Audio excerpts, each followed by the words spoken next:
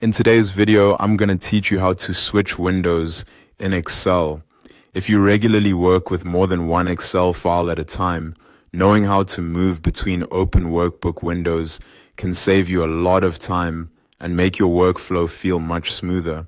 Instead of minimizing and reopening files manually, Excel gives you a quick built-in way to jump from one workbook to another.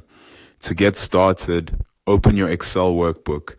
This can be any workbook or worksheet where you want to switch between windows. If you have multiple Excel files open, that's even better because you'll be able to see exactly how this feature works in practice. Once your workbook is open, go to the View tab at the top of Excel. The View tab includes several tools that help you manage how your workbook appears on screen, including options for arranging and navigating between open windows. In the window group on that tab, click Switch Windows. When you do, Excel will display a list of the workbook windows that are currently open.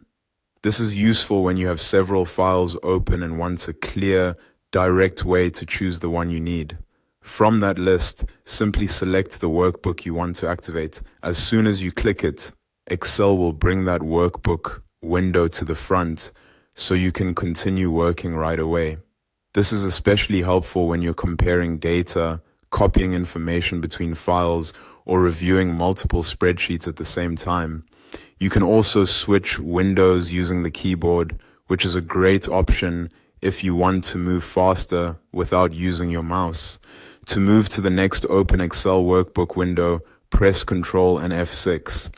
Each time you use that shortcut, Excel cycles forward through your open workbook windows. If you want to go in the opposite direction, press Ctrl, Shift, and F6.